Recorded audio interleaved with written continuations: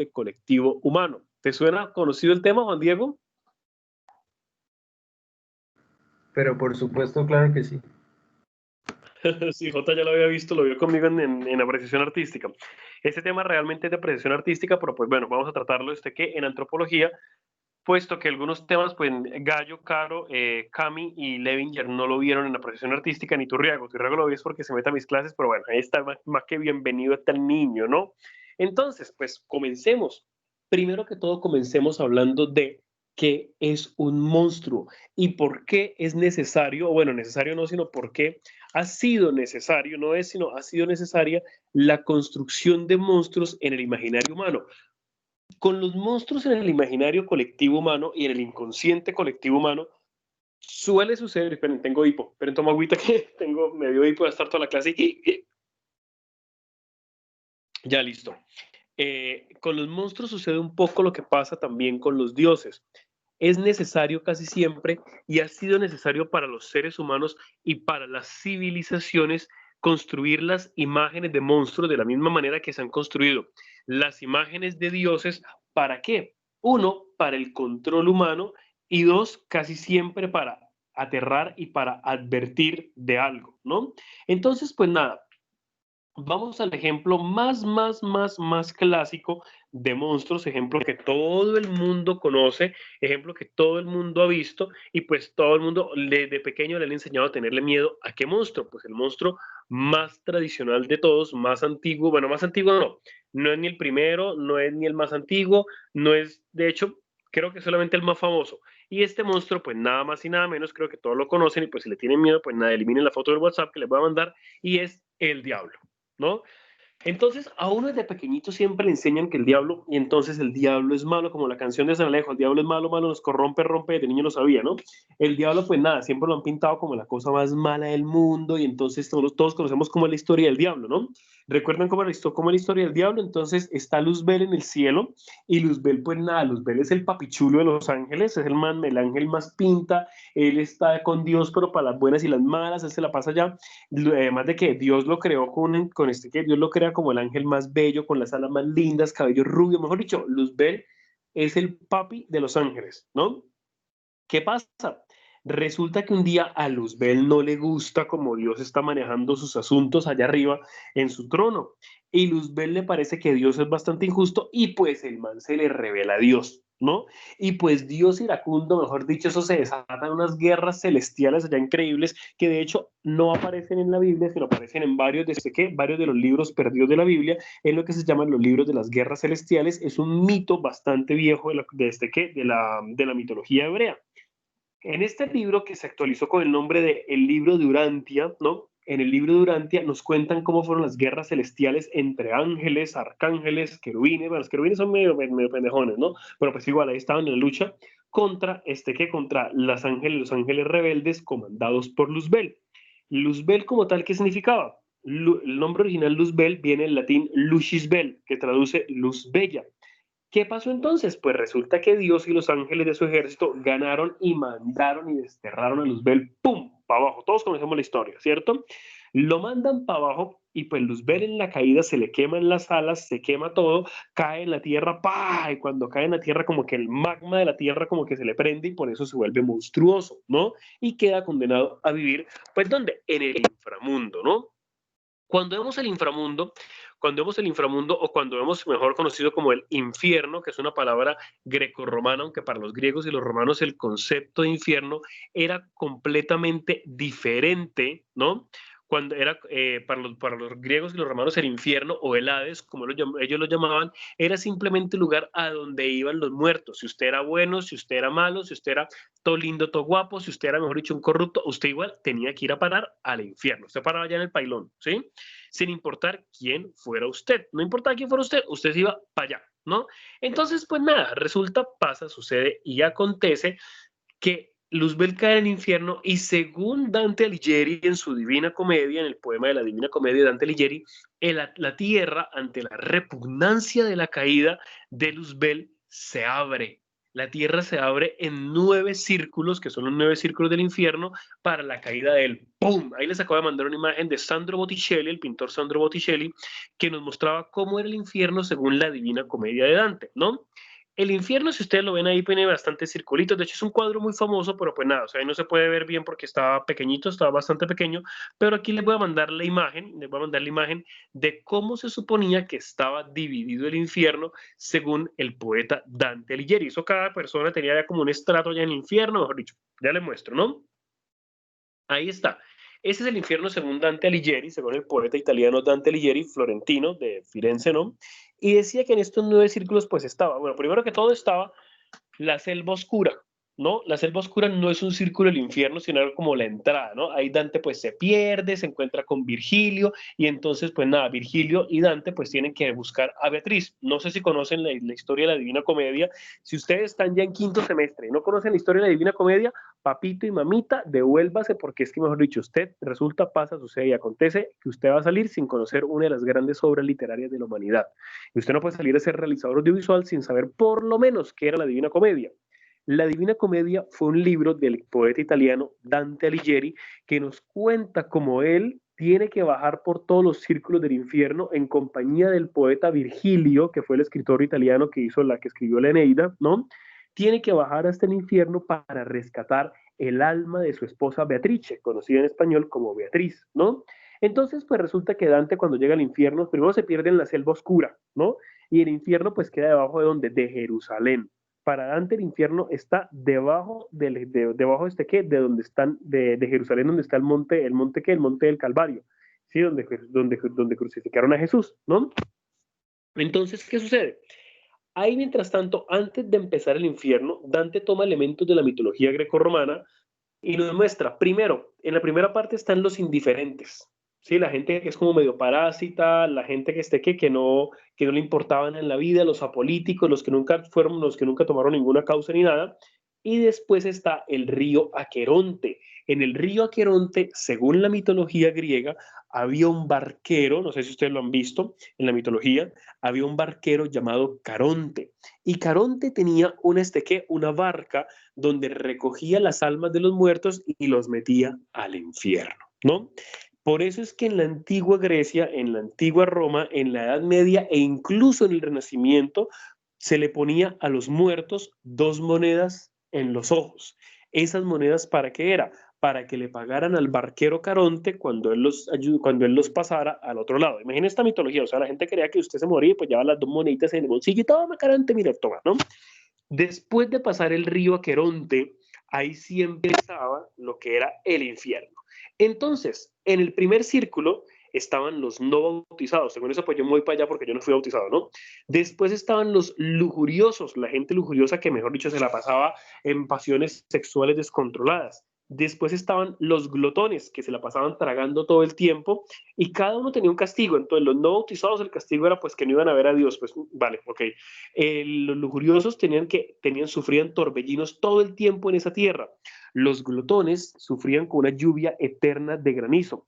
Luego estaban los avaros y los pródigos a los cuales le lanzaban piedras y después seguía otra vez la laguna Estigia. Primero teníamos el río Aqueronte y luego viene la laguna Estigia donde están los iracundos y los tristes.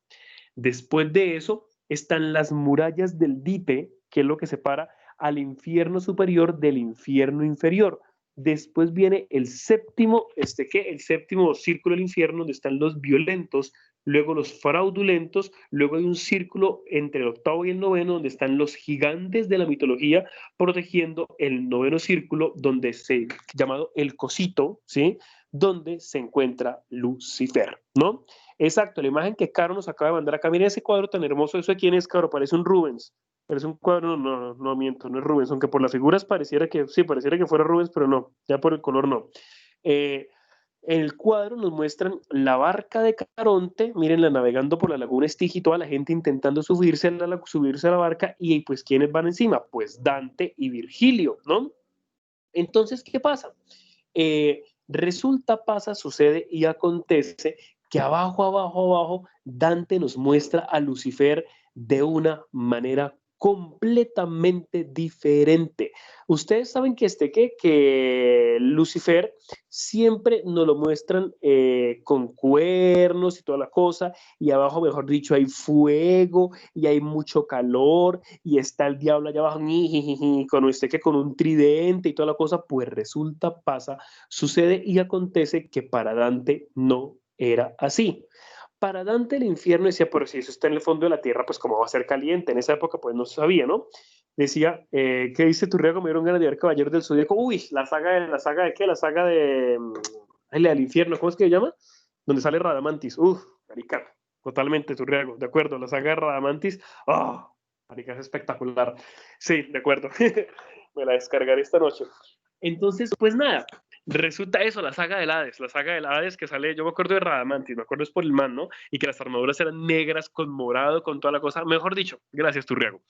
Gracias por la publicidad política pagada, porque yo iré a verme en la mañana, esta mañana que tengo la tarde libre me la pondré a ver. Entonces, pues míralo, Radamantis, qué chimba, gracias Caro, eres de los míos.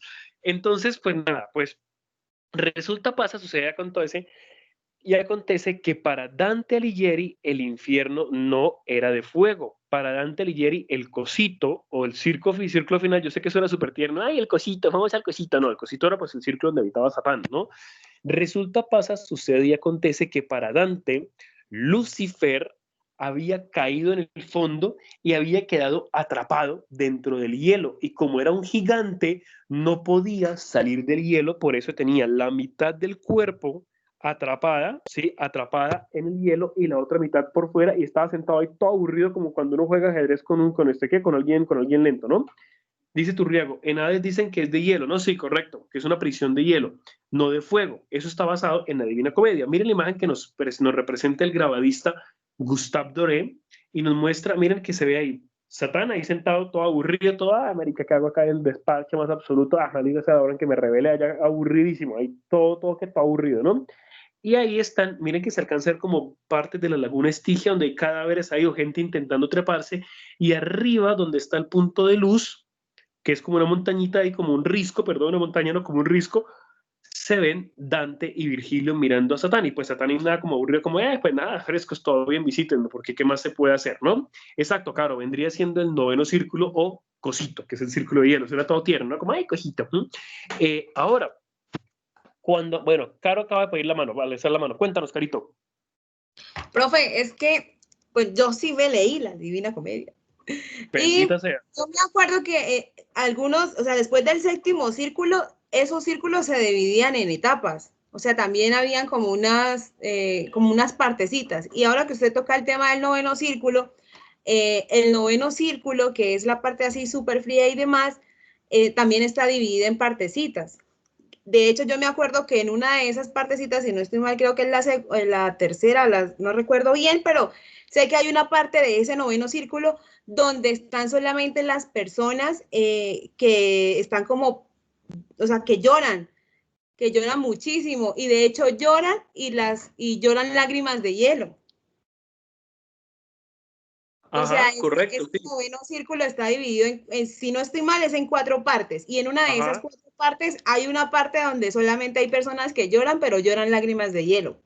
Correcto, y no, y de hecho hay bastantes, por ejemplo, lo que es la muralla del Dite también tiene ciertas divisiones, hay varios círculos que tienen diferentes divisiones, ¿sí? Aquí no nos explica la imagen, pero sí, en la Divina Comedia hay diferentes divisiones, de hecho ya la última parte donde está el diablo, que viene siendo, sí, efectivamente el noveno círculo, pero es como la última parte del noveno círculo, ¿sí?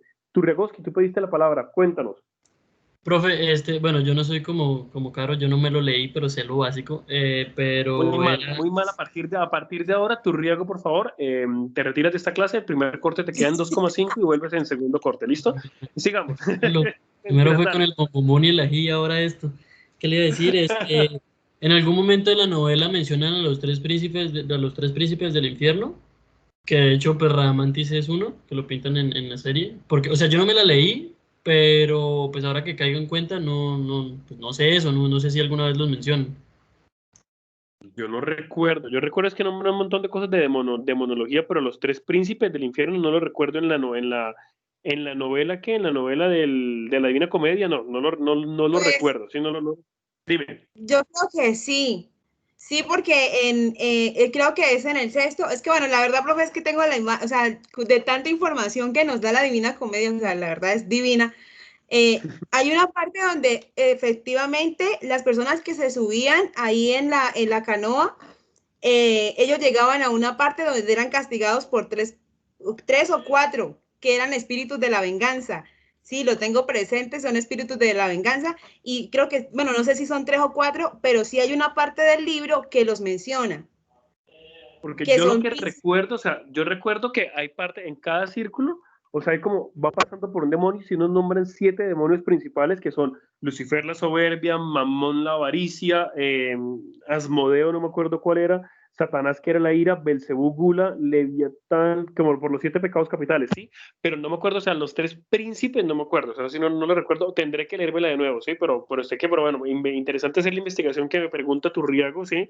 Según porque según la serie, son los 3 reyes del infierno. Sí, Pero bueno, de hecho son, mire, reyes. son Radamantes de Wiverno, Minos de Grifo y Aicos de Garuda. Son los 3. No, eso sí no salen, o sea, como demonios reyes del infierno no salen en la novela. O sea, yo me acordaría por Minos, sí, por Minos me acordaría, pero no. Tal vez lo que dice Caro, que si hay como 3, ¿cuál fue la palabra que tú utilizaste, Caro? Como guardias, espíritus de la espíritus. venganza. Es que los tengo muy presentes porque sí, pero no sé si son 3, 4, pero sé que hay una parte del libro, si no estoy mal, creo que es en el sexto círculo, que habla precisamente de que cuando venían ellos atravesando todo el infierno, llegaban ahí y eran precisamente castigados por los espíritus de la venganza, pero creo que son 3, 4, pero no los tengo muy presentes, pero sé que sí existe esa parte. Sí, yo de eso me acuerdo, que no lo recuerdo es como príncipe, o sea, como príncipe no recuerdo. Pero bueno, en fin, prometo releerme la Divina Comedia y lo vamos a buscar, lo buscamos y miramos a ver qué sobre la pregunta de Turriago, que es ya de los caballeros del Zodiaco, ¿vale? Bueno, entonces, pues resulta, pasa, sucede, acontece que eso es como nos lo muestra Dante en la Divina Comedia, pero cuando nos empezamos nosotros a retroceder en el tiempo, empezamos a retroceder en el tiempo, y nos ponemos a mirar de dónde surge la figura del diablo como la conocemos hoy en día, con cachitos, con paticas de cabra, con el tridente y todo eso, nos toca remontarnos a la mitología griega. Resulta que el diablo se le da esta forma realmente es porque en la mitología griega había unos personajes llamados los faunos, ¿sí? Como Filoctetes, el que entrena a Hércules, ¿se acuerdan? Aunque Filoctetes en los mitos no es un fauno. Mira, aquí le mandé hecho una imagen de un fauno, todo lindo, todo guapo, ahí era un GIF, se movía, bueno, ya no se mueve. ¿Qué?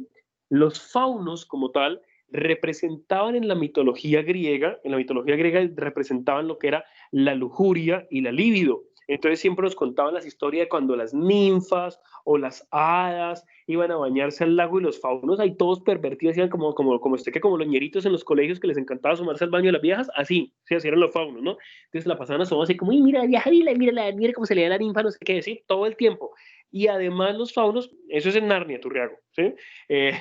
Los faunos son guías en Narnia y efectivamente servían, o sea, ellos sabían dónde se ocultaban tesoros, pero los faunos eran lo más traidor. En la mitología griega, los faunos eran completamente traidores, ¿sí? Son guías en Narnia o en el laberinto del fauno, o por ejemplo, ellos saben cosas como por ejemplo dónde hay un tesoro o dónde puede recurrir tal cosa, pero pero siempre no hay nada más engañoso en la mitología que un fauno, porque los faunos son traviesos, los faunos siempre están engañando y siempre quieren ¿qué? ¿Quieren? ¿Los encontraste, Caro? Muestra, esperen, muestra.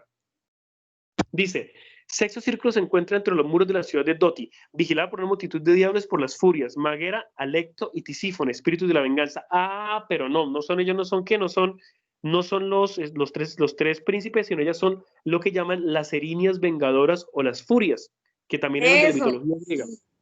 Sí, Pues son es las que erinias vengadoras. como es la única parte así que veo como pues de la Divina Comedia, es la única parte donde veo que sí existen esos, o sea, 3 personajes como tal. Sí. Ajá. Pero los Yo pintan creo, como muy Turriago, diferentes, ¿no, profe? O sea, los pintan como muy diferentes porque, digamos que yo recuerdo en la serie los pintan como que cada uno tiene su trabajo, pues sigue siendo el príncipe, pero cada uno tiene su trabajo. Radamantis es el más cercano a Hades, me parece. Mimos creo que es el que se queda en el cosito y el otro no me acuerdo ajá. qué es lo que hace. Sí, no, de acuerdo. No, o sea, es que ahí pasa una cosa, ustedes están hablando de triadas, ¿no? La triada, por ejemplo, que Caro nos dice, es la triada de los espíritus vengadores o la triada ¿qué? De las erinias. Las erinias eran como las brujas en la mitología griega que castigaban a la gente que cometía pecados, también llamadas las furias, lo llamaban también, los romanos lo llamaban las furias, ¿no?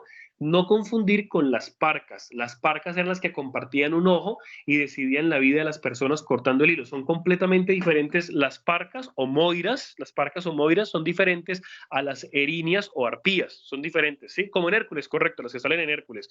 De las que Caro nos está diciendo en este momento, son las furias o las erinias vengadoras, ¿sí? Que en la mitología griega, ¿qué hacían? Perseguían a la gente que cometía un crimen. Por ejemplo, a Orestes cuando mata a su mamá, Clitemnestra, a Orestes lo persiguen, o a Hércules cuando mata a Mégara, a la esposa, porque eso pasa en la mitología, en Disney no. Hércules cuando mata a Mégara y a los hijos, las erinias lo persiguen y por eso Hércules tiene que hacer los 12 trabajos y toda la cosa. Pero en fin, volviendo al cuento. La figura del diablo como tal surge de los faunos originalmente. ¿Por qué? Cuando Roma se cristianiza, Roma entonces, lo principal que tienen que hacer los sacerdotes romanos cuando entramos a la era del cristianismo y a la era de los papas, lo primero que hacen es hacer que la gente se aleje completamente de la mitología y empiece a creer, correcto, como acaba de decir Juan Diego, meterle miedo a la gente para que la gente se aleje de la mitología y se comience a acercar realmente ¿es a qué? A la religión cristiana. Es así como la religión cristiana se toma el poder en Europa, en Roma, ¿no? A punta de susto. Entonces le dicen, no, qué pena, pero eso es lo que usted cree, eso ya no es demoníaco. Si te vemos orándole a Serapis, paila. Si te vemos orándole a un dios egipcio, no, olvídate, o a la diosa de la no, olvídate porque es que Jehová es un dios iracundo y celoso y marica, o sea, a diferencia de los dioses clásicos, los dioses grecorromanos que no eran celosos, Jehová sí era, mejor dicho, un dios, o sea, la tóxica, ¿sí? O sea, Jehová, tú no puedes nombrar a Zeus porque, ¿quién es esa? ¿Mm? Sí, o sea, novia psicópata. Entonces, por eso, los sacerdotes romanos, cuando entramos a la era de los papas, satanizan completamente todo lo que es la cultura grecorromana, la cultura clásica, cuando entramos a la edad oscura, ¿no? Recuerden las diferencias de edades, edad de piedra, edad antigua, edad clásica, edad media, renacimiento, ¿no? Son todas las divisiones de edad de las primeras edades, ¿no? Hasta el renacimiento, que es cuando ya se abre completamente el mapa y ya no se puede vivir por edades, ¿no? Entonces, ¿qué sucede? ¿Qué pasa? ¿Qué sucede? ¿Qué acontece? Resulta que por eso las cosas de la mitología griega se satanizan para meter miedo. Entonces, pues claro, el diablo ¿cómo se viste? ¿Cómo se viste de moda? El diablo ¿cómo nos lo pintan? Como un fauno. ¿Y el diablo que lleva en la mano? Pues el tridente de Poseidón, ¿no? Y si usted se da cuenta, todo ese montón de elementos nos los van satanizando y la gente empieza a alejarse y por lo tanto, ¿qué ha hecho la iglesia? Nos ha creado un monstruo. Así de sencillo. Todo este ejemplo para contarles a ustedes cómo se crea un monstruo, ¿sí? El monstruo como tal es necesario casi siempre en las civilizaciones. Y si ustedes se dan cuenta, nos siguen metiendo la idea del monstruo, ya sea un monstruo puede ser mitológico, incluso puede ser ideológico. ¿Cuál es el monstruo ideológico aquí en Colombia actualmente? Si no votas por el uribismo, el país se va a volver comunista. Comunista. Y por otro lado, entonces, ¿qué? Nos dicen por otro lado, dicen, no, si usted vota por el uribismo, el país va a volver no sé qué. Y entonces vivimos en dos extremos ideológicos. O comunista, ¿sí? O comunista o uribista. Ni siquiera capitalista, sino uribista. Y entonces es extrema izquierda, extrema derecha. Y es que no hay centro, ¿sí? Sí, los jóvenes FARC, ¿no? Entonces, hay una cosa, o sea, si se dan cuenta, el monstruo como tal, los mamertos exactamente, entonces, o es el mamerto o es el facho. Y entonces, si usted no vota por Petro, es el facho. Y si usted no vota por Uribe, es el mamerto. Y bueno, y los que como yo, por ejemplo, estamos en la mitad que yo detesto para toda, entonces, para mí es espantoso, tanto Petro como Uribe, ¿dónde estamos nosotros? ¿Sí? Ah, no, para esa gente no hay espacio. ¿Por qué? Porque no hay monstruo que lo defina. ¿Se dan cuenta? El monstruo como tal siempre nos lleva a eso. Y la imagen que aquí Caro acaba de mandarnos, que es Belcebú, ¿sí? Perdón, sí, Belcebú. ¿Qué sucede? Es uno de los primeros monstruos que se inventa el catolicismo, ¿no? Belcebú también, o sea, a veces pasa lo siguiente, ojo con esto. A veces el cristianismo, dependiendo de qué tipo de cristianismo sea, nos divide a los diablos en muchos, a los demonios, ¿no? A veces nos los mete en uno solo. Por ejemplo, si ustedes le muestran esta estatua que acaba de mandar Caro, si se la muestran a los teólogos católicos, les van a decir, ese tal vez sea Baphomet, le van a decir Baphomet, ¿sí? Pero si usted se la muestra a un cristiano, le va a decir, ese es Satanás, es Lucifer, es Belcebú, es Baphomet, ¿sí? Para, por ejemplo, los protestantes, el diablo es el diablo, fin, solo hay un diablo. Pero los católicos sí tienen todo lo que son los tratados de demonología. Y entonces por eso está Mefistófeles, por eso está Belcebú, por eso está Baphomet. O sea, es casi que toda una forma de satanizar a personajes que realmente eran mitos o personajes de las leyendas y los mitos grecorromanos. Y usted se va a dar cuenta que pasó un carro casi que sin exhausto, y usted se va a dar cuenta que prácticamente hay un demonio por cada dios griego, y a su vez hay un santo católico por cada dios griego. Entonces ya no es Artemisa, ya no vamos a orar a Artemisa, sino ahora adoramos a San Francisco de Asís, ¿sí? Y se dan cuenta que el catolicismo lo que hace es que reemplaza el panteón de los griegos, de los dioses grecorromanos, para que la gente deje de identificarse con dioses y diosas o criaturas y empiece a identificarse con santos y a huirle a los demonios. Entonces, por ejemplo, pasamos de Afrodita, pasamos a Mamón, que es el demonio de no sé qué cosa, pasamos de Cronos a Samael, que es el demonio del tiempo, ¿no? Caro, cuéntanos, alzaste la manito, cuéntanos. Profe, es que bueno, ahora que usted toca el tema ese de los demonios, hay algo que, pues no sé, a mí también me ha causado mucha curiosidad ya que toca el tema del diablo. Por ejemplo, en Génesis, o como usted nos mencionaba, lo relacionan con el nombre de Lucifer. Pero en Apocalipsis, o sea, estamos hablando de la Biblia cristiana, en Apocalipsis viene siendo una bestia con 7 cabezas y un montón de cuernos y yo no sé qué, que ya no se llama Lucifer, sino se llama la bestia. Pero es el mismo diablo según los cristianos. Correcto. O sea, ahí, por ejemplo, hay tremenda confusión. Tranquila, no te preocupes. Obviamente eso pasa por tres situaciones. La primera, porque la Biblia es una mezcla de diferentes libros de diferentes culturas. Por ejemplo, aquí les dejo este dato revelador. Esperen un momentico, esperen que toca sacar la Biblia, aunque ustedes no crean, yo tengo una Biblia, tengo un Corán, porque a pesar de ser ateo, me encanta estudiarlos. Ya les muestro, esperen. A ver, aquí están. Entonces, esperen, les muestro esto. La Biblia lo que tiene es lo siguiente. La Biblia, como fueron en el concilio de Nicea, cuando se organizó el cristianismo, se establecieron las reglas de en qué se iba a creer y pues en qué no, ¿no? Resulta, pasa, sucede y acontece que se tomaron, primero que todo, se tomaron diferentes libros de diferentes mitologías. ¿Esto qué hace? Que, por ejemplo, la Biblia no coincida en muchos momentos. Eso uno dice como, bueno, pero ¿por qué esto y por qué tal cosa?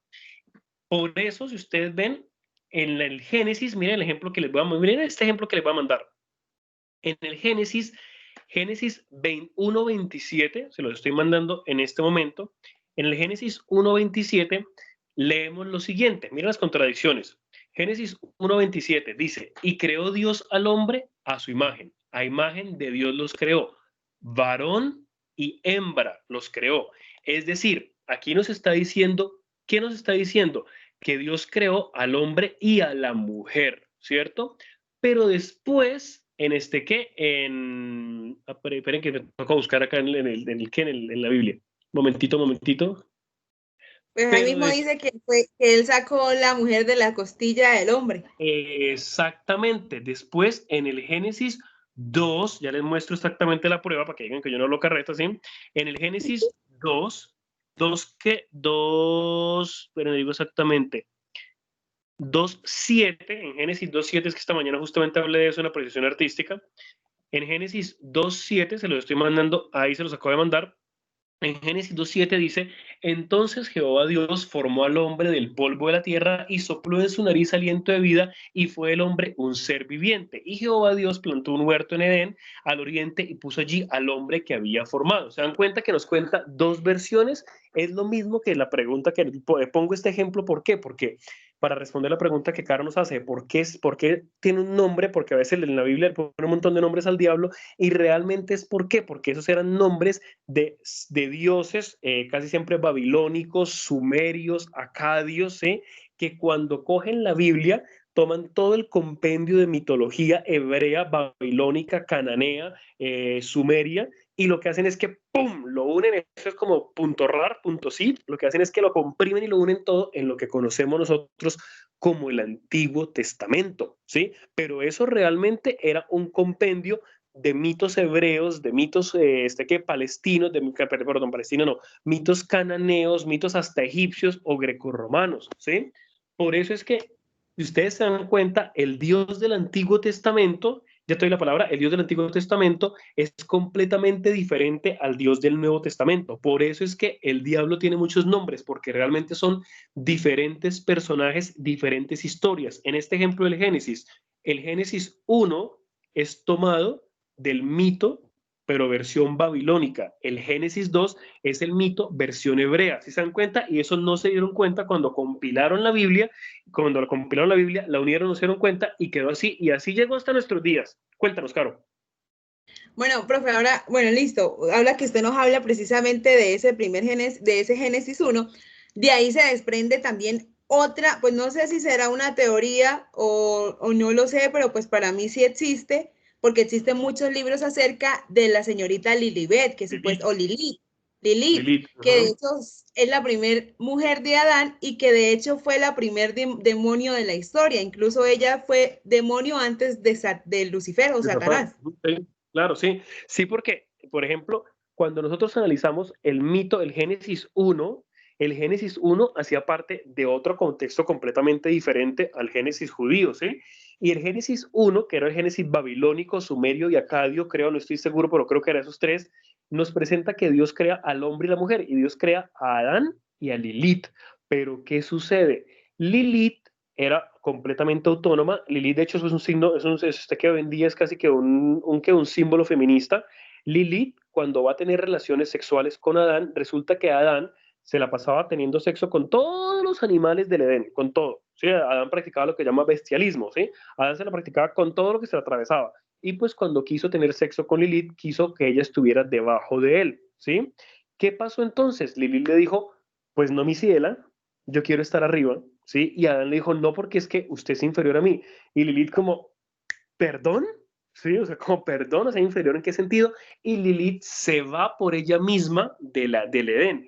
Lilith se va del Edén y ¿qué pasa? Cuando ya la iglesia se vuelve cristiana, cuando ya se establece el cristianismo, quitan esta parte del mito y cuando la gente pregunta por Lilith, dicen, no, Lilith es un demonio.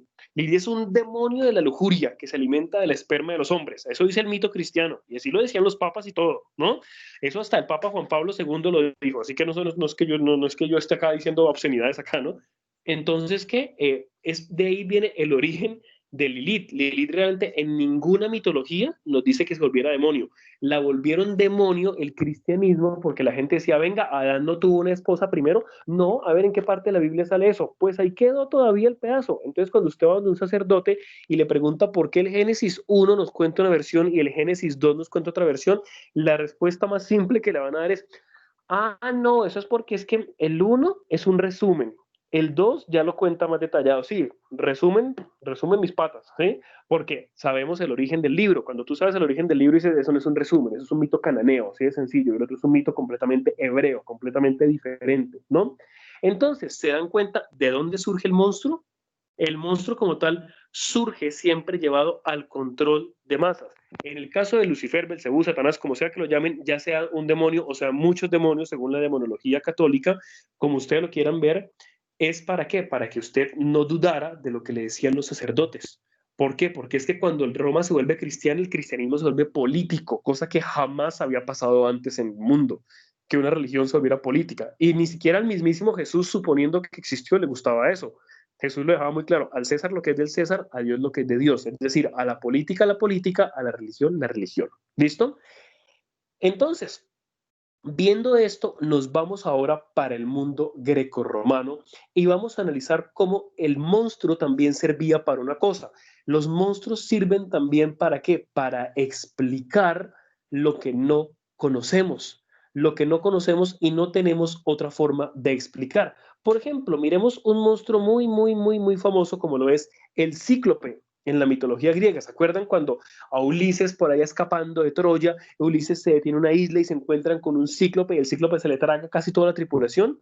¿Qué nos explica el cíclope? El cíclope realmente viene a ser la forma en que los griegos interpretaban algo que ellos no conocían y que cuando nos demos cuenta, cuando lo analicemos nosotros vamos a dar cuenta de que, oiga, ¿en serio era eso? Tan sencillo. Simple y llanamente, los cíclopes era la explicación que los griegos daban a cuando se metían, por ejemplo, ya por allá un poquito en África y encontraban nada más y nada menos que un esqueleto de elefante.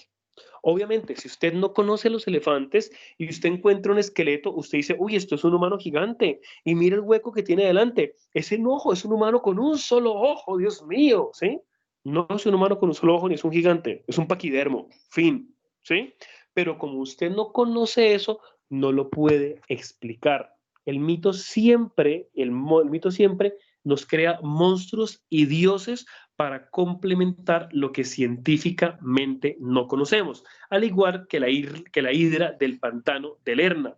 La hidra del pantano de Lerna, aquí está la hidra, perdón, la hidra del pantano de Lerna, con la cual se tiene que enfrentar Hércules, que se le quitaba una cabeza y salían tres y toda la cosa, pues cuando nos ponemos a analizar en el pantano de Lerna, ¿qué era lo que había? Lo que sucedía es que en el pantano de Lerna era un pantano lleno de, simple y llanamente, nidos de serpientes. Y los griegos lo que ven era un montonón de cabezas de serpientes saliendo de ahí, y le decían a la gente, no se meta por el pantano de Lerna, porque en el pantano de Lerna hay un monstruo con muchas cabezas que se lo puede comer.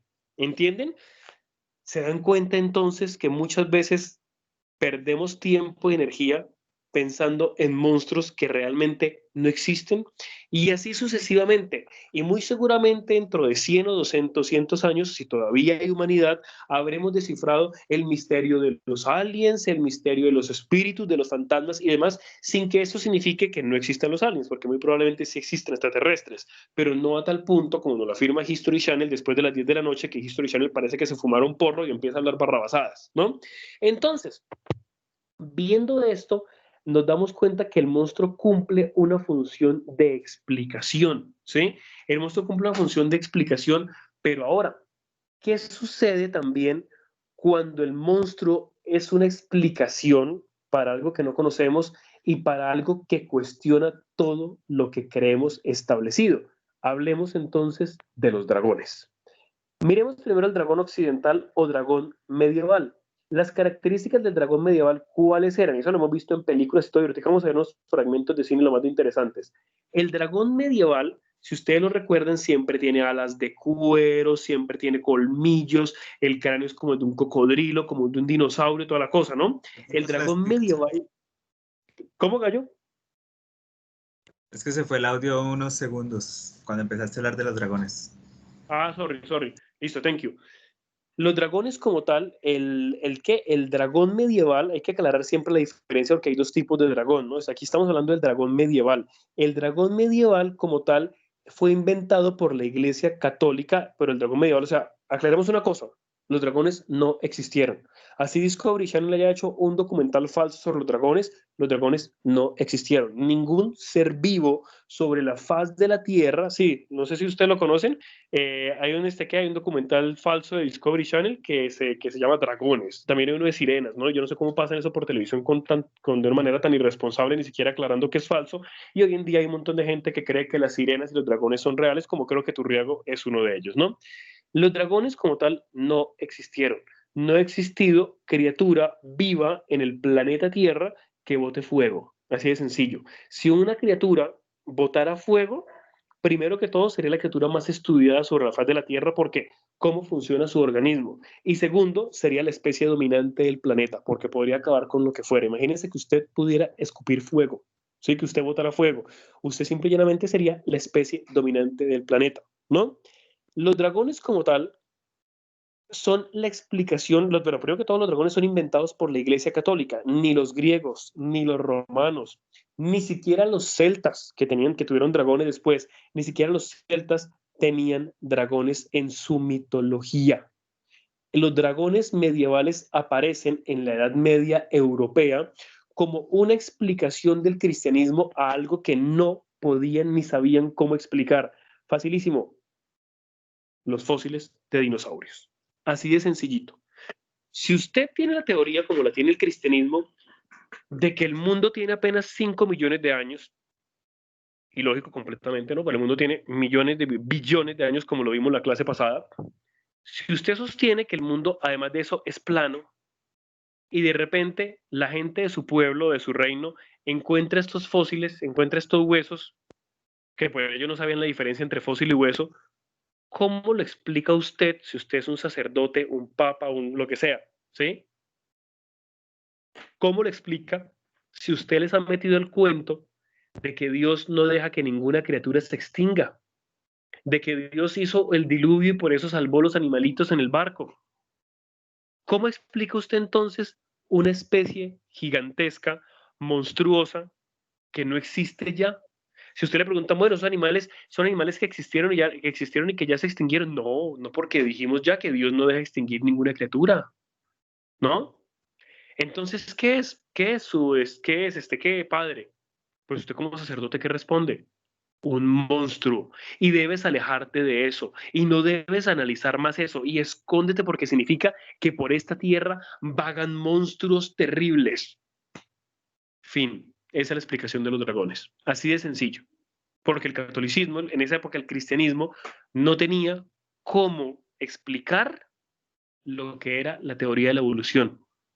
La primera persona que se lo pregunta es Leonardo da Vinci, cuando un día, caminando por las montañas de Firenze, Florencia en Italia, llega a lo alto de una montaña y se mete a una cueva, y en la cueva encuentra un esqueleto de una ballena extraña. Y él se pregunta, oiga, ¿cómo carajo llegó este esqueleto que parece además de piedra, porque los fósiles no son huesos, los fósiles son piedra, ¿no? ¿Cómo llegó aquí este esqueleto de esta ballena si Florencia está completamente lejos del mar? ¿Y cómo llega hasta la montaña? Eso solamente tiene una explicación, que esta montaña estuvo antes debajo del mar. Significa que la Tierra es muy antigua, tan antigua que el mar en un momento bajó, la montaña subió y algún animal que había muerto aquí quedó atrapado dentro de esta cueva. Y este animal no se parece a ninguna ballena que yo conozca. Da Vinci, por lo tanto, es la primera persona en la historia de la humanidad registrada, porque tal vez se lo preguntaron antes, pero no lo registraron, registrada que se pregunta, ¿habrá habido vida antes de nosotros que se haya extinto? Imagínense el boom de cuando la gente en el siglo XIX dice, sí la hubo y se llamaban dinosaurios. Imagínense el boom de cuando esta gente hizo eso, dijo eso, y luego Darwin sale con su teoría, mejor dicho, súper revolucionaria. ¿Se dan cuenta entonces el monstruo como tal a qué respondía? Al miedo de no tener la respuesta. Por eso nos inventan el dragón medieval y sus características. Alas de murciélago, cabeza de dinosaurio, garras de garras de león. ¿Qué otra cosita tiene? A veces tiene pico de águila, a veces le ponen pico de águila también. Botafuego, son malignos, se la pasan escondidos dentro de cuevas donde cuidan el oro, ¿no? Entonces los dragones además son codiciosos y malignos. Cosa diferente a lo que pasa si nos vamos a Oriente. Si nos vamos a Oriente, nos vamos a encontrar nada más y nada menos con el dragón oriental. Qué pena que les mande una imagen ahí con marca de agua, pero es que fue el más bonito que encontré. Me encantan los dragones orientales, entonces busqué como uno bien bonito y el más bonito que encontré tenía marca de agua, lo siento. El dragón oriental responde a otras necesidades. El dragón oriental es un monstruo, pero que no necesita de explicación, o sea, él no explica nada, porque los chinos, los japoneses, los vietnamitas, los coreanos como tal, sus culturas eran totalmente pragmáticas, tan pragmáticas que ellos no tienen ningún misterio con los fósiles ni nada. El dragón de hecho no explica nada. El dragón es simplemente la creencia de los espíritus de la naturaleza en formas de dragones, debido a que pues Japón queda junto al mar, China queda junto al mar, India queda junto al mar, Corea queda junto al mar, ¿sí? Son naciones hídricas, naciones que al igual que por ejemplo algunas naciones de África o algunas naciones centroamericanas, han creado sus civilizaciones gracias a los ríos, arroyos y fuentes hídricas a su alrededor. Obviamente en las fuentes hídricas están montones de esturiones, de serpientes, de reptiles, de salamandras y totalmente un montón de bichos que obviamente nos explicaban de dónde surge el mito del dragón. Por eso el dragón, si ustedes lo ven, es una figura completamente diferente al dragón occidental. Mírenlo bien, el cuerpito es de serpiente, las patas son como de águila, la cara es muy bonita. Miren la cara, por ejemplo, la cara tiene, ven la cara del dragón, tiene cuernos de ciervo, melena de león, la cabecita es como de caballo, ustedes se dan cuenta, la cara es como de caballo, la cara larga, pero tiene colmillos y además de eso tiene bigotes de bagre. No tienen alas, a pesar de que algunos podían volar según la mitología. Y ellos representaban las fuerzas primigenias de la naturaleza que a veces ayudaban al hombre, pero que a veces se ponían bravos y acababan al hombre. El dragón japonés, el dragón chino, el dragón oriental como tal, responde es a las necesidades de los orientales de explicar su relación con el ambiente, su relación con su entorno natural, lo cual todavía los japoneses y algunas partes de Corea todavía conservan. China sí no se puede decir lo mismo. China no, China actualmente de hecho está construyendo bases navales encima de arrecifes de coral, mientras que Japón todavía tiene cierto equilibrio con la naturaleza y eso viene desde tiempos primigenios. Juan Diego dice, Leo, y todas estas especies de las que habla a lo largo de historia, me refiero al monstruo del lago Ness, Pie Grande, etcétera, son mitos creados de esa misma forma. Podría ser, pueden ser explicaciones a lo que no conocemos. Pie Grande puede ser perfectamente una explicación, o no sé, o sea, a osos grandes, simios grandes que no hemos descubierto todavía, ¿sí? El monstruo del lago Ness puede ser un esturión, puede ser, o sea, realmente creamos monstruos. De hecho, lo decía Goya, lo decía Francisco de Goya, el sueño de la razón produce monstruos, ¿sí? La búsqueda de una explicación siempre nos crea un monstruo, porque es la forma en la que nuestra mente llena el vacío que tenemos. Entonces nosotros decimos, jue madre, ¿qué es tal cosa? No le encuentro una explicación paranormal. Enseguida se va con explicación paranormal. Pero hay una verdad por encima de todo eso. Una de las pocas verdades irrefutables que existen en la historia de la humanidad y en la historia de la existencia. Y esa verdad irrefutable, ¿cuál es? Todo, absolutamente todo tiene una explicación científica. Y el hecho de que no estemos lo suficientemente avanzados para tenerla no significa que la explicación sea algo paranormal. Podemos contemplar un jardín y maravillarnos ante su belleza y no entenderla sin necesidad de darle el poder de la creación a hadas o seres misteriosamente mágicos cuya explicación no tenemos nosotros. ¿Entienden? Bien, vamos a mirar cómo evolucionan y nos empezamos a meter ahora ya con otras representaciones como lo es el cine. Miremos cómo evolucionan estos conceptos de dragón occidental y de dragón oriental al mundo de hoy. Vamos a ver, por ejemplo, primero que todo, vamos a ver un fragmentico de la película El Hobbit. El Hobbit está basado en un libro de las sagas de del Señor de los Anillos, hijo madre, se me olvidó el nombre, del escritor del Señor de los Anillos. ¡Ah! Vergüenza, vergüenza sobre mí, vergüenza sobre mi familia, vergüenza sobre mi vaca, deshonra para mí, deshonra para mí, deshonra para mi vaca. ¿Qué madre? Se me olvidó el nombre. Ayúdenme. No voy a Token. buscarlo en internet. Eso, Tolkien, exactamente, gracias. Thank you. Entonces, ¿de qué? De las sagas de Tolkien, ¿no? Y entonces, el Hobbit, de hecho, que hace parte de todas estas sagas que incluyen, como todos ustedes lo saben, sí, como todos ustedes lo saben, incluye lo que es El Señor de los Anillos, El Silmarillion y por supuesto, El Hobbit, ¿no? Que son las historias de las sagas de la Tierra Media creadas por el señor John Regan, no, creo que era John Ronald Tolkien, J.R.R. Tolkien. ¿Quién murió, Caro? ¿Quién murió? Muestre, ¿quién murió? Dubán, ay, Camila fue la que murió. Bueno, ya resucitará. Entonces, vamos a ver ¿qué dice Caro? Muy lindos, pero ninguno como Jake Long y el dragón occidental. Ok, vamos a ver entonces un fragmento del Hobbit y vamos a ver al dragón del Hobbit. ¿Cómo nos funciona? El dragón del Hobbit es el típico dragón occidental, ¿no? El típico dragón medieval, que está cuidando oro, que es ambicioso, que es maligno, que vive en una cueva y demás. ¿Listo? Vamos a verlo. Tiene una duración ¿de qué? De 3 minutos 17. Lo vamos a ver y ya retomamos para analizarlo. ¿Listo? Ya nos vemos. Chao, chao.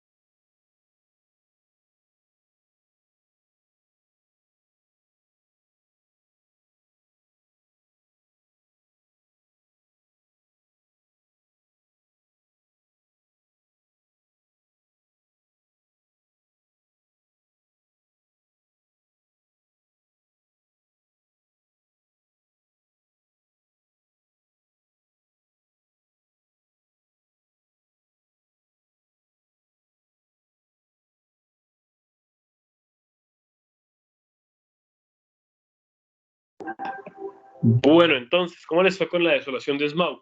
Si lo vieron, entonces nos lo representan como el clásico dragón occidental o como el clásico dragón medieval. Sí, además es la voz de Benedict Cumberbatch, ¿no? Entonces, I am fire, I am dead, ¿no? Entonces, pues nada, nos pone el dragón, además habla, ¿no? ¿Y qué hace el dragón? Lo acaban de intentar matar, pues el dragón, ¿qué va a hacer? Ir a quemar el pueblo en venganza. Le dice, I will show you revenge, te mostraré la venganza. Por eso sale a quemar el pueblo, porque los dragones medievales, ¿qué hacían? Quemar pueblos en la mitología, ¿no? Vamos ahora a ver qué pasa en cambio con los dragones orientales.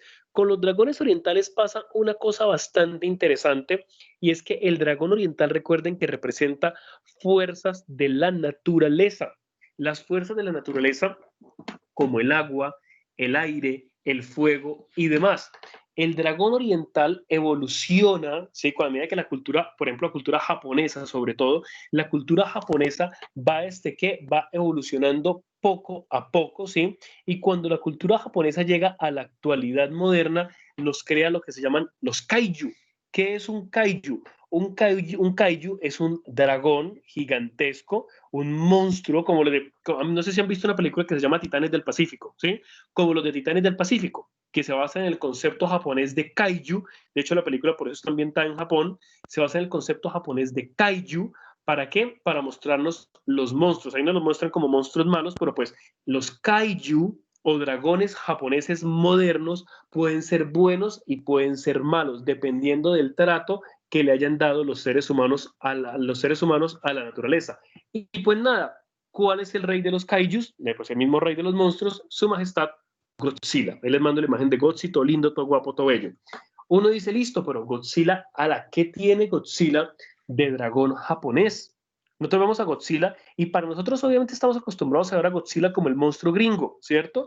Pero Godzilla no es para nada gringo. Godzilla es japonés. Y si nos damos cuenta, Godzilla no es ni un dinosaurio, ni una iguana, ni nada de esto. Vamos a analizarlo más de cerca, no son muchas interpretaciones. Abran la foto que les acabo de mandar y se darán cuenta que los rasgos de Godzilla son como los rasgos de un dragón japonés. Por eso si se dan cuenta tiene como naricita de perrito, miren la naricita, tiene unas orejitas chiquiticas, miren las orejitas chiquiticas y los dientes y la cara es alargada un poquito chatica, pero es alargada como si fuera la de un mamífero.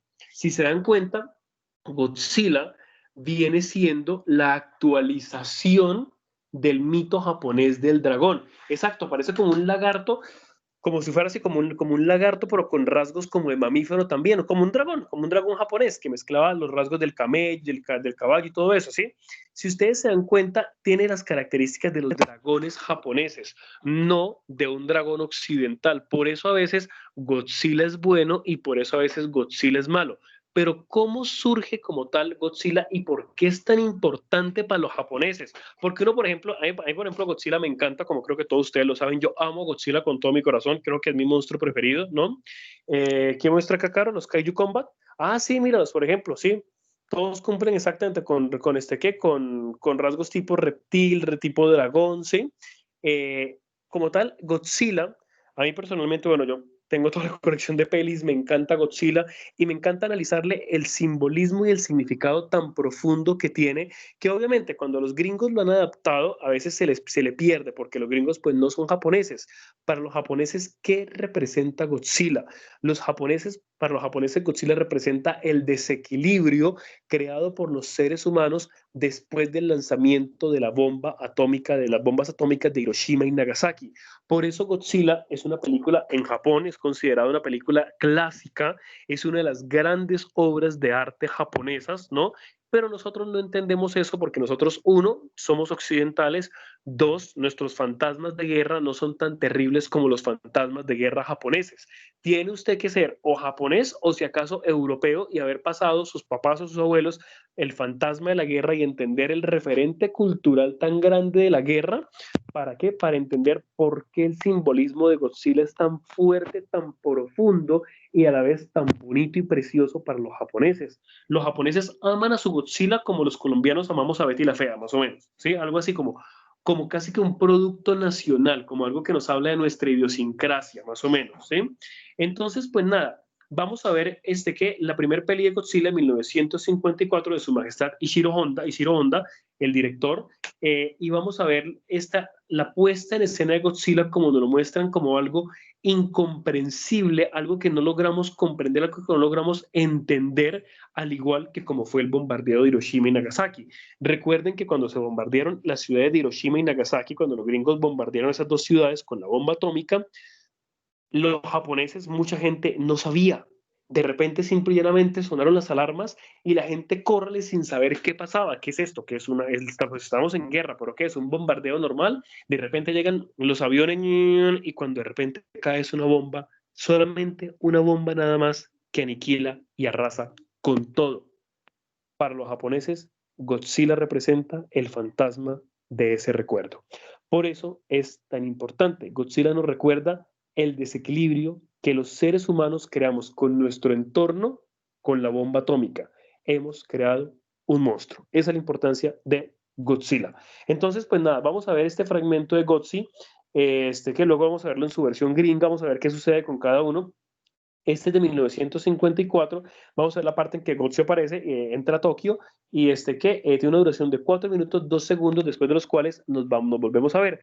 Aprécienlo, quítense la imagen occidental, quítense la idea de que es, ay, cine de monstruos, yo de eso no veo porque soy muy culto, muy culto. No, ser culto es precisamente eso, entender el punto de vista de una cultura diametralmente opuesta a la nuestra y entender qué se siente al verlo. ¿Listo?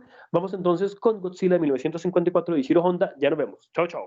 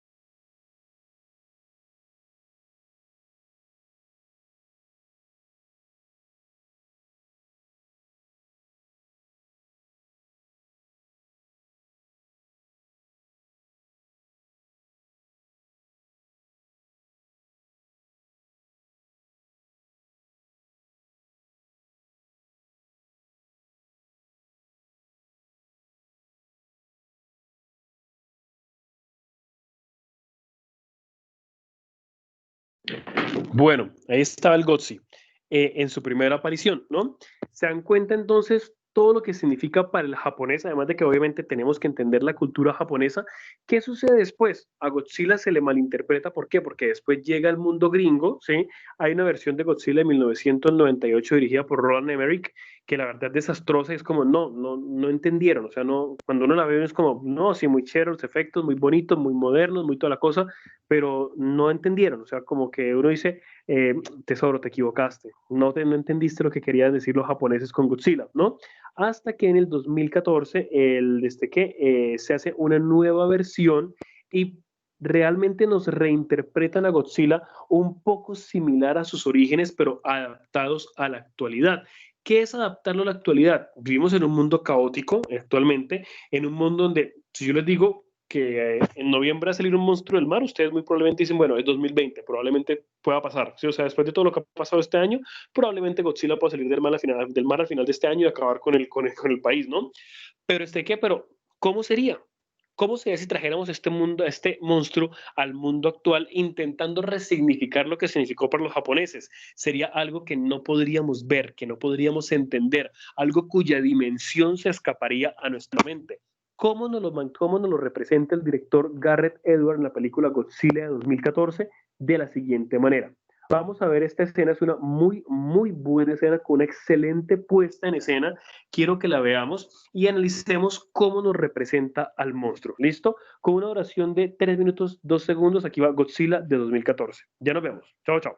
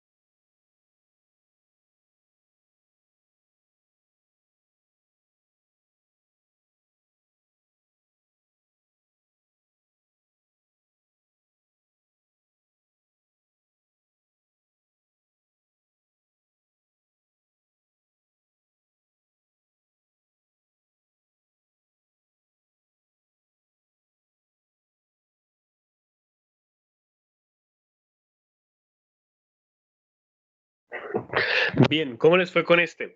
¿Se dieron cuenta la representación cómo es?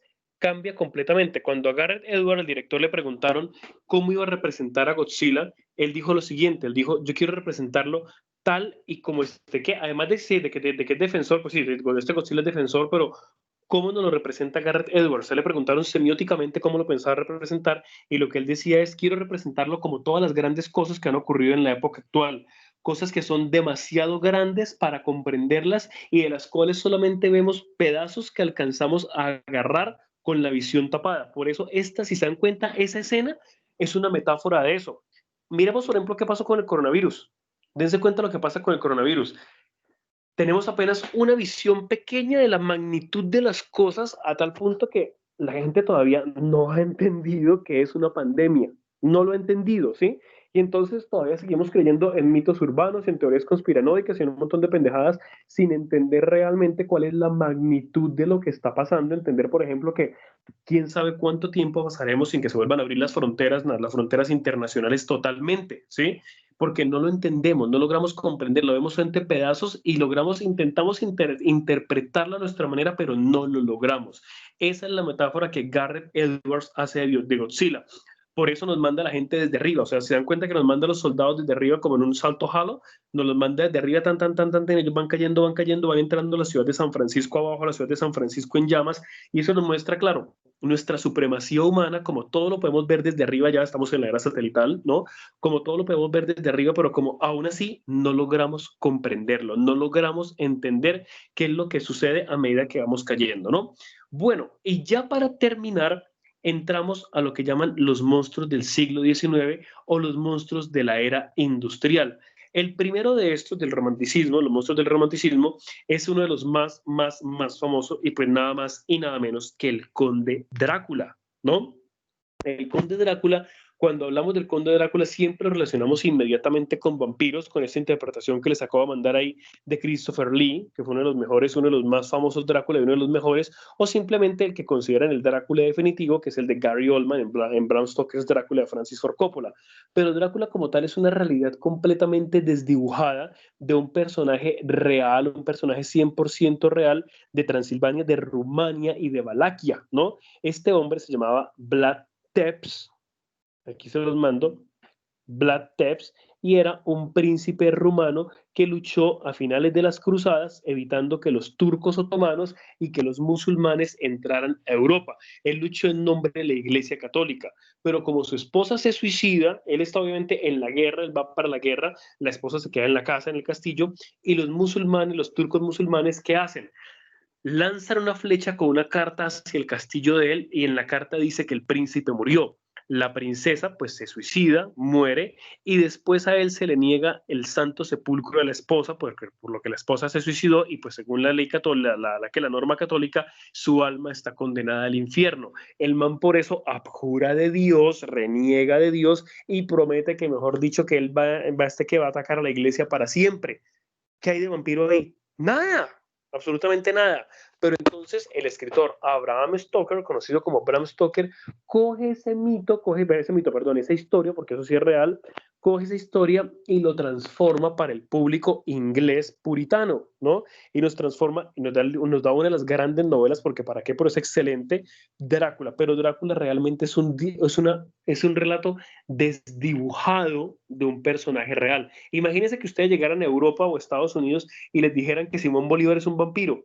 Es lo mismo. Y que hubieran películas de Simón Bolívar como vampiro, robándose viejas por las noches y matándolas, y Simón Bolívar saliendo con capa y con cuernos, y con colmillos y toda la cosa. Sí, es exactamente lo mismo. Póngase en los zapatos de un rumano, y el rumano le va a decir, no, pues muy seguramente, de hecho yo tengo un amigo que es rumano, Arber, y él decía, para nosotros Drácula es un insulto. Porque es claro, como si le dijeran que el libertador de su país, que el héroe de su país, es un vampiro y es el terror para los otros países de Europa. Como decir, la peste llega de Rumania, la peste llega de Europa del Este, ¿no? Ahora nos vamos al siguiente monstruo, que es la criatura de Frankenstein. Recuerden que Frankenstein no es el monstruo, Frankenstein es el doctor. El libro original de Mary Shelley se llama Frankenstein o el moderno Prometeo y cuenta la historia del doctor Victor Frankenstein, que obsesionado por lograr la vida, por lograr la vida, por lograr crear vida, crea a esta criatura que es desdichada. A la criatura nunca se le da un nombre, siempre se le llama la criatura, ¿sí? Se le llama siempre la criatura y es un monstruo que siempre está empeñado en atormentar a Víctor Frankenstein hasta que al final por allá en el polo los dos se encuentran y se terminan matando el uno al otro. ¿Por qué? Porque Frankenstein le dice, Frankenstein del doctor dice, he logrado crear vida, tengo el poder de crear vida. Y la criatura que puede hablar y puede razonar le dice, ¿cómo así usted está feliz por haber creado vida, pero si mi vida es miserable? O sea, yo existo solamente para que usted compense su saber científico. Si se dan cuenta, estos mitos, no, esas historias nos están hablando de la época en la que surgieron, como lo fue el siglo XIX, que fue el siglo de la nueva ilustración inglesa, en el cual llegamos a la revolución industrial y entramos a un mundo súper tecnócrata, súper civilizado, ¿no? Un mundo súper civilizado en el cual nos estamos preguntando cuáles son los límites de la ciencia con la ética. Eso es lo que se preguntaba tanto Drácula como Frankenstein. Y por último, el último de estos monstruos es nada más y nada menos que nuestro amiguito el hombre lobo. ¿Y el hombre lobo qué pasa? Surge en esta misma época en la que se populariza el psicoanálisis de Sigmund Freud y nos hablan sobre cómo los seres humanos somos realmente animales por dentro, además de que es la época también de la teoría de la evolución de Charles Darwin, y nos habla de que realmente somos animales internos y pasionales por dentro, que la razón nos controla y que si nos lo propusiéramos seríamos asesinos en series o monstruos si nos dejáramos llevar por nuestra pasión. ¿Entienden cómo a través de toda la historia de la humanidad el monstruo ha servido es para conocernos como seres humanos? Conocer nuestras carencias, nuestras necesidades, nuestras inquietudes y para ocultar lo que tememos de nosotros mismos. Por eso esta clase, bueno, a mí me encanta dar esta clase, la doy en apreciación artística y creo que ese es el último semestre que la doy en antropología, porque ya el próximo semestre que entra antropología ya la vio conmigo en apreciación artística. Me gusta mucho esta clase precisamente por eso, no solo porque me encantan los monstruos, yo amo los monstruos, sino también porque muchas veces no entendemos el trasfondo de estos y o les tememos o nos parecen ridículos, ¿sí? Sin entender que detrás de cada monstruo hay un fuerte, fuerte, fuerte trasfondo que nos habla de nosotros mismos como seres humanos, de nuestra historia. Después de esto, ¿cómo se elimina un monstruo? Es la pregunta. ¿Cómo se elimina un monstruo? No me refiero a las balas de plata del hombre lobo, a la cruz y el ajo para Drácula, a los rayos gamma para Godzilla. ¿Cómo se elimina un monstruo del imaginario colectivo?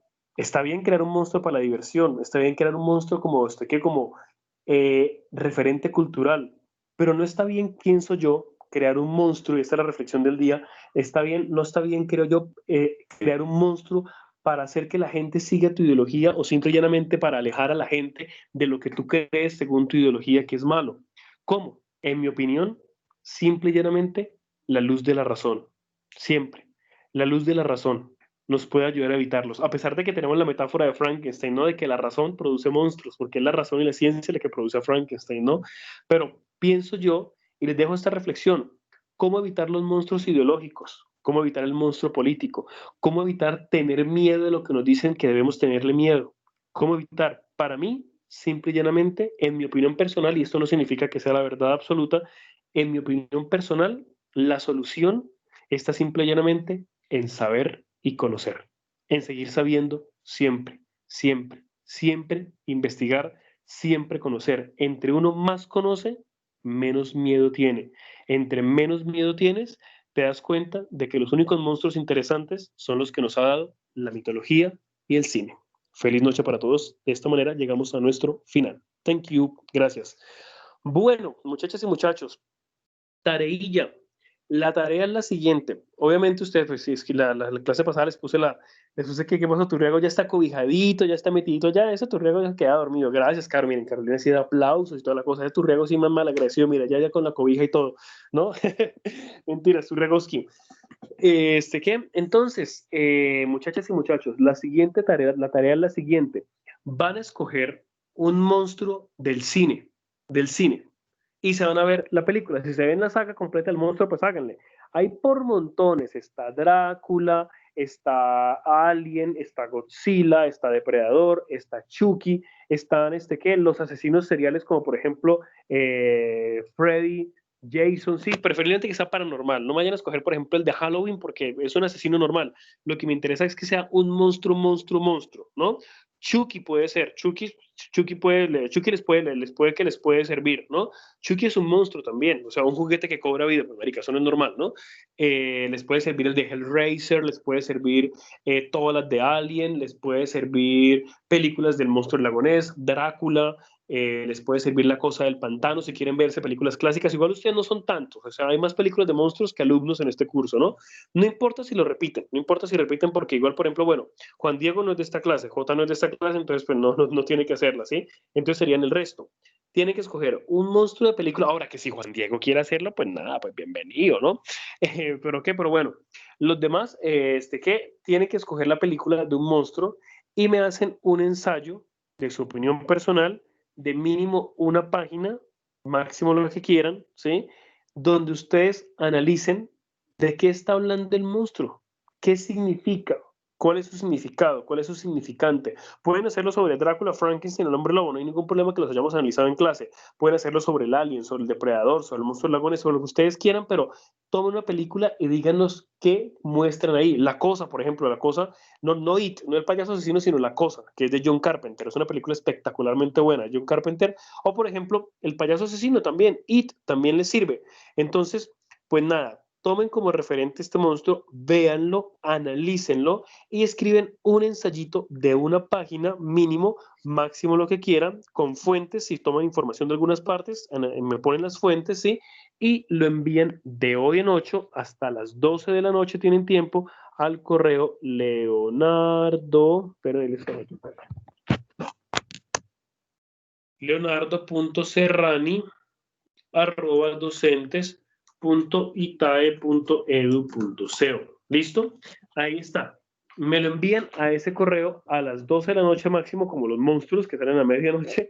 Me lo envían ahí y perfectamente pueden, dice que Cami, allí también se le envía la tarea anterior. Sí, Cami, correcto. A ese mismo correo me envía la tarea anterior. Tienen hasta hoy a la medianoche para enviarla, recuerden, ¿no?